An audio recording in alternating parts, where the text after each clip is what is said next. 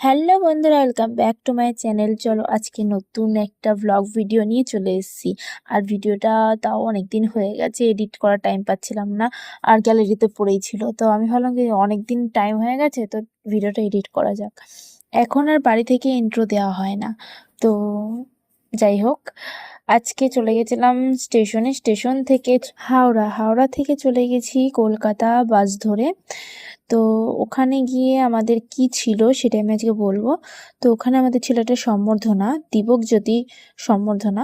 তো সেটা কাদের দেওয়া হয়েছিল সেটা নিয়ে আজকে কথা বলবো। যারা আমার আগের ভিডিও দেখেছিলে, একটা ভিডিওতে আমি বলেছিলাম যে শিলিগুড়িতে একটা খেলা হয়েছিল, আমরা খেলেছিলাম ইস্ট বেঙ্গল টিমের হয়ে। তো সেখানে আমরা চ্যাম্পিয়ন হয়েছিলাম, আর বলেছিলাম যে 30 বছরের মহিলারা ওখানে অংশগ্রহণ করেছিল। তো পুরনো প্লেয়াররা অনেক খেলেছিল, সেই কথাটা বলেছিলাম। যারা আমার আগের ভিডিও দেখেছো তারা জানোই। তো সেইখানে যে আমরা চ্যাম্পিয়ন হয়েছিলাম তারই আজকে সম্বর্ধনা দেওয়া হবে। ব্যানারে যার ছবি দেখা যাচ্ছে, তো তারই 25 বছরের মৃত্যু দিবস উপলক্ষে আমাদের সম্বর্ধনা দেওয়া হয়েছিল। আর উনি ইস্ট বেঙ্গলের একজন খুব ভালো ফুটবল কোচ ছিলেন। ওনার হাতে তৈরি করা এক একজন প্লেয়ার স্টেজে ডাকা হয়েছিলেন। এখানে অনেক উঁচু পর্যায়ে মানুষজন এসেছিলেন, এখান থেকে সম্মান পেয়ে। কিন্তু এখানে আমাদের সময় কাটাতে কাটাতে আমাদের ওইদিকে ট্রেনের টাইম হয়ে গেছিল, কারণ আমাদের সেই দিন ছিল একটা টুর্নামেন্ট।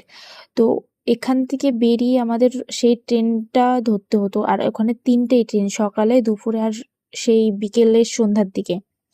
তো আমরা সেই ট্রেনটা পাইনি, আমাদের সারা রাত স্টেশনে থাকতে হয়েছিল। তারপরে ভোরে যে ট্রেনটা ছিল সেই ট্রেনটা ধরে আমাদের যেতে হয়েছিল। সারা দিনটা তো পুরো না খেয়ে আমাদের কাটাতে হয়েছে। তারপরে সন্ধ্যাবেলা আমরা স্টেশনে পৌঁছে কিছু খেয়েছিলাম। তো ওখান থেকে খাওয়ার পরে আমরা সারা রাত যে যেরকম পেরেছি থেকেছিলাম স্টেশনে। প্লেয়ারদের জীবনটা এরকম যে কে কিরকম থাকছে, কিরকম অবস্থায় থাকে তারাই জানে। তো সেই জায়গায় আমরা ওখানে পৌঁছে দেখি কি ম্যাচ স্টার্ট হয়ে গেছে। তো আমরা তাড়াতাড়ি রেডি হয়ে চলে এসেছি।